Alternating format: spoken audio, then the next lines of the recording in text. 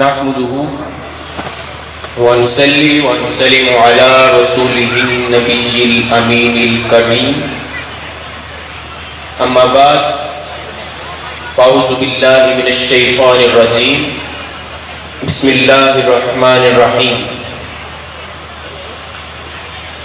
میرے لیے ساتیں باعث سے سخت افتخار ہے کہ مجھے نابغہ عصر شیخ الاسلام ڈاکٹر محمد طاہر القادری کے تازہ علمی شاہکار قرآن انسائکلوپیڈیا کی تقریب رونمائی میں شرکت اور گفتگو کا موقع ملا ہے.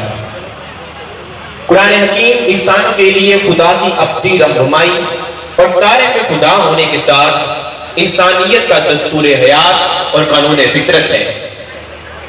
آیات قرآنی کا اعجاز ہے کہ یہ بار بار تفکر و تدبر کے نئے نئے معنی و مفاہیم سامنے لے کر آتا ہے. شیخ الاسلام ڈاکٹر محمد طاہر القادری بڑے خوش نصیب ہیں کہ مالک کائنات نے انہیں قرآن مجید سے عوام خواص کو مستفید کرنے کے لیے چن لیا ہے. بلا شبہ ڈاکٹر محمد طاہر القادری کا شمار عالم اسلام کی نمایاں ترین شخصیات میں ہوتا ہے اور ان کے علمی و قلمی کارنامے اہل علم سے ہرگز پوشیدہ نہیں.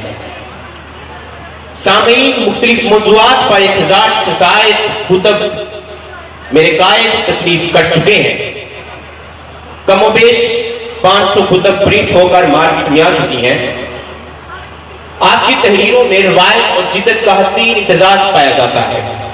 وہ قدیم علماء کے علوم سے نہ صرف واقفیت رکھتے ہیں بلکہ جدت طولہ رکھتے ہیں اور اس کے ساتھ ساتھ علوم جدید کی آگاہی اور حالات حاضرہ کی آگاہی میں اپنے ہم مسئلوں کو لیڈ کرتے ہوئے نظر آتے ہیں.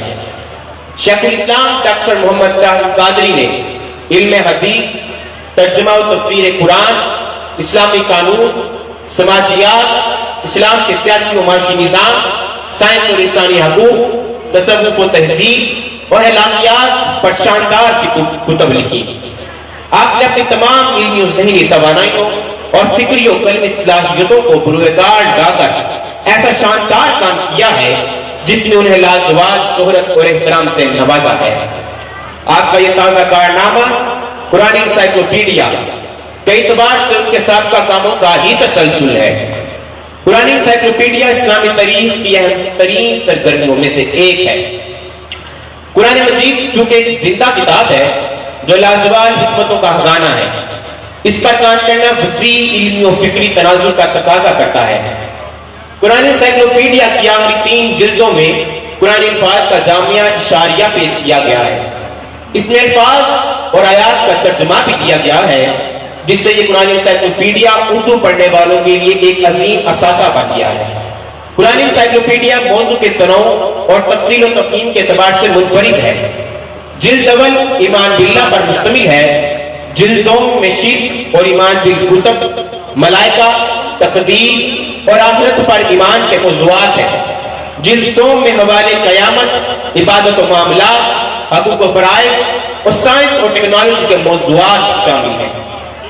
جلد چہاروں میں امن، محبت، عدم تشدد، غیر مسلموں سے حسن سلوک اور انبیاء کرام علیہ السلام کے واقعات کے عنوانات ہیں.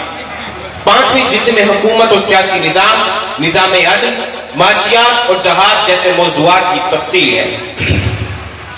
اگر تفصیلاً دیکھا جائے تو ایمان باللہ کے 291 ذیلی موضوعات ہیں، ایمان بالرسالت کے 135 ذیلی موضوعات ہیں اور ایمان بالکتب کے 252 ذیلی موضوعات ہیں. مکمل تفصیل قرآن انسائکلوپیڈیا کی فہرست میں دیکھیں تو مجموعی طور پر 5000 موضوعات پر مشتمل ہے. صرف موضوعات کی فہرست 400 صفحات پر مشتمل ہے. اسی سے اندازہ ہو جاتا ہے کہ شیخ الاسلام ڈاکٹر محمد طاہر القادری نے جدید و قدیم، مذہبی، سیاسی، اقتصادی، فکری، علمی، سائنسی اور فلسفیانہ تمام پہلوؤں کے حوالے سے قرآن مجید کی ترتیب موضوعی بیان کی ہے. موضوعات کی وسعت اور تفصیل ڈاکٹر صاحب کے وسیع علمی و فکری پھیلاؤ کی نشاندہی کرتی ہے. قرآن پاک کا مطالعہ اور اس حوالے سے تحقیق کرنے والوں کے لیے یہ قرآن انسائکلوپیڈیا ایک انتہائی مفید ذریعہ معلومات ہے. بلا شبہ یہ قابل تحسین علمی کارنامہ ہے. اس کارنامے پر شیخ الاسلام ڈاکٹر محمد طاہر القادری صاحب مبارکباد کے مستحق ہیں. کہ انہوں نے عصر حاضر کے تقاضوں سے ہم عام پرانی عوام پرانی علوم کی یہ خدمت سر انجام دی ہے۔ اللہ تعالیٰ آپ کا علمی سفر جاری و ساری رکھے، اور اللہ تعالیٰ اپنے پیارے حبیب علیہ السلام کے طفیل ان کے وسیلے اور صدقے سے آپ کو عمر خضر عطا فرمائے۔ بہت شکریہ، وما علینا الا البلاغ۔